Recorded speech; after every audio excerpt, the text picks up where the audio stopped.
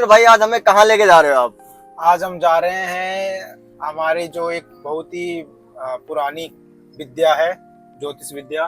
तो एक ज्योतिष के पास जा रहे हैं। किसी ने सजेशन दिया कि बहुत अच्छा बताते हैं। सबको एक क्यूरियोसिटी होती है कि अपने बारे में जानने की।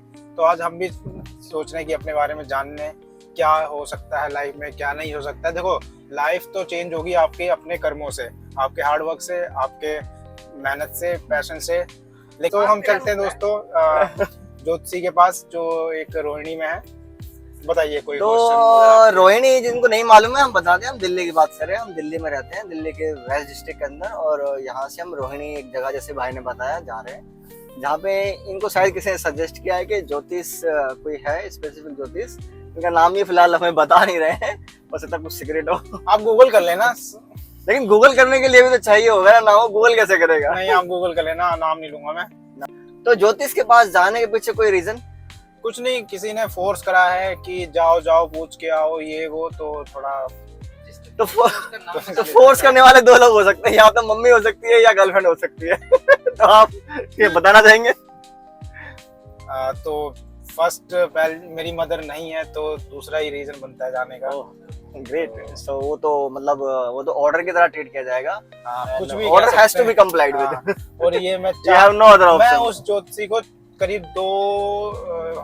2 महीने से चेज कर रहा हूँ। वो नहीं बैठते हैं, कभी कुछ होता है, कभी सूतक लग रहे होते हैं, कभी कुछ। तो आज उन्होंने फोन करके बोला कि आ जाओ। सो बेसिकली आज आपको अपॉइंटमेंट मिल गया है। आज अपॉइंटमेंट मिल गया तो इससे पहले तो मैं ये आपसे क्वेश्चन पूछूं कि ज्योतिषी में आपका विश्वास है या नहीं। मैं सीधा स्ट्रेट फॉरवर्ड पूछता हूँ कि आपको ज्योतिषी से आज क्या जानना है? अब हर चीज बता दूं क्या? बस जानना है। बस यही कैरियर के बारे में, ये क्या नाम है, क्या लाइफ जाएगी आगे। अब जो जी चुके हो तो मस्त थी, आगे की मस्त है नहीं है, बस यही जानना रहेगा। सोनू, आपको कोई कमेंट इस पे? आपको भी कुछ जानना है? नहीं, मैं न्यूट्रल है। ओके। क्योंकि ये व्लॉगिंग है और हम मतलब अब शब्दों का प्रयोग नहीं कर सकते, इसलिए इन न्यूट्रल वाले बंदे को हम पीछे ही छोड़ देते हैं। हमारे पास 2 कैटेगरी होती है, पुलिंग और स्ट्रिलिंग। तो भाई साहब न्यूट्रल है। Neutral gender. चलो कोई नहीं। कहना चाहता So you want to say I have no comment? You can say no comment. ठीक है भाई, नो कमेंट्स। So ज्योतिषी मतलब ज्योतिषी आज के समय में भी मतलब जहाँ पे हम बहुत ज्यादा एडवांस हो गए हैं इन टर्म्स ऑफ एजुकेशन, जहाँ पे ट्रांसपेरेंसी बहुत हाई है और लगभग सब लोग कर्मों में विश्वास करते हैं। कर्म का ही ज्ञान हमें गीता से भी मिला है। तो इन सब चीजों के मद्देनजर रखते हुए भी आप ज्योतिष के पास जा रहे हो, तो कोई विशेष रीजन ज्योतिष के पास जाने का, या क्या एक्सपेक्टेशन आपसे, या आप क्या विश्वास करते हो कि ज्योतिष जो कहेगा सच कहेगा और आपको आपके जीवन में उससे कहीं ना कहीं कुछ मदद मिलेगी, ऐसा आपका मानना है? तो सुनील भाई देखो, सच कहेगा या नहीं कहेगा ये तो मेरे को कैसे पता पड़ेगा? वो तो फ्यूचर है, फ्यूचर अनप्रिडिक्टेबल है। तो दूसरी बात, आपने जैसे कहा कि इतनी टेक्नोलॉजी के टाइम पे आप ज्योतिषी विद्या में बिलीव करते हैं। तो सुमित मेरे भाई, टेक्नोलॉजी तो एस्ट्रो स्टॉक में भी है। वो कहते हैं हमने दुनिया भर के एआई टूल यूज करें, आपको एक स्ट्रिक्ट प्रिडिक्शन करते हैं, तो उसमें भी तो टेक्नोलॉजी आई है ना। तो इसका मतलब तो ये हुआ कि जो भविष्य जानने वाले हैं उनको भी टेक्नोलॉजी का इस्तेमाल करना पड़ रहा है। यानी टेक्नोलॉजी ऊपर है, टेक्नोलॉजी ऊपर है और भविष्य जानने वाले नीचे। अभी कुछ दिन पहले, मतलब 2-1 दिन पहले, मैंने चैट जीपीटी से पूछा, मैं कहाँ सर दर्द करने जाऊंगा इतनी दूर, चलो चैट जीपीटी से कर लेते हैं। तो मैंने वहाँ अपने हाथ की फोटो डाली या अपनी डीओबी डाली, तो उसने मेरे को काफी कुछ बताया, थोड़ा रिलेटेबल था। कुछ जेनरिक आंसर थे जो सबको लगता है कि हाँ भाई मेरे से रिलेटेड है।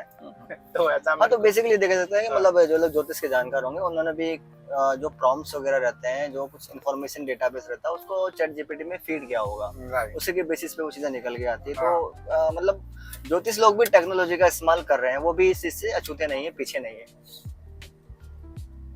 तो देखते हैं आज क्या बताते हैं क्या नहीं। बाकी मैं तो वैसे भी पॉजिटिव चीजों पे फोकस करता हूँ, जो पॉजिटिव बताया उसको उस पे ही बिलीव करता हूँ, आगे बढ़ता हूँ। नेगेटिविटी लेके क्या मिलेगा? कुछ नहीं। तो स्टे पॉजिटिव एंड पॉजिटिव चीजों पे रहें। तो आज भाई मैं एक रील्स देख रहा था, क्योंकि रील्स का जमाना है, तो एक रील्स को मैं पढ़ देता हूँ। ये जस्टिस अमित रावल है, केरला हाई कोर्ट के जस्टिस है, जस्टिस अमित रावल। तो इन्होंने रिमार्क दिया है, when I was travelling from Jodhpur to Ranthambore, we could not find a single public toilet hmm, on the NH. National highway. Yes, national highway. हाँ, We oversped and got 4 challans.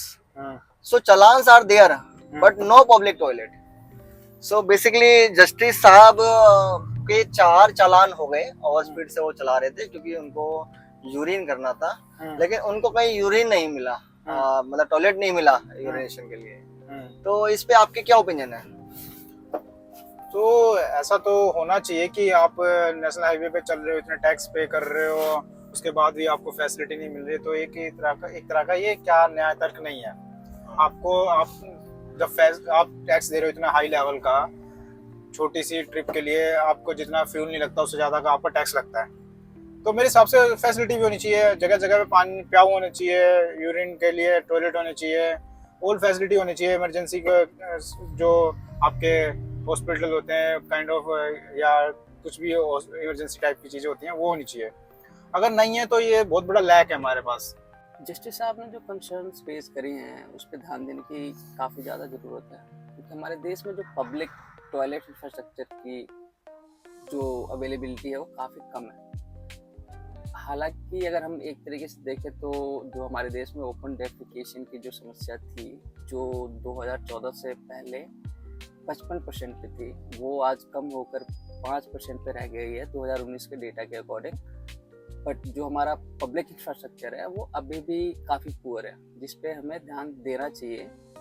और क्योंकि जो बच्चे हैं, फीमेल्स हैं, उन जो बाहर निकलती हैं उनको काफ़ी समस्या होती है इन सब चीज़ों को लेके। हालांकि अगर हम जो देख रहे हैं, जो नेक्स्ट एक्सप्रेसवेज बन रहे हैं उन पे इनकी व्यवस्था होती है, लेकिन जो हाईवेज हैं उन पे भी इन सब चीज़ों को उपलब्ध कराना काफ़ी आवश्यक है। सो दोस्तों, पब्लिक टॉयलेट की समस्या का सामना हमारे जस्टिस साहब को भी करना पड़ा। तो आप हमें कमेंट बॉक्स में कमेंट करके बताइए, क्या आपको भी हाईवे या दूसरे पब्लिक प्लेस पे पब्लिक टॉयलेट ना होने की वजह से ये समस्या का सामना करना पड़ा है या नहीं? If this video is so informative for you, please like and subscribe our channel. Thank you.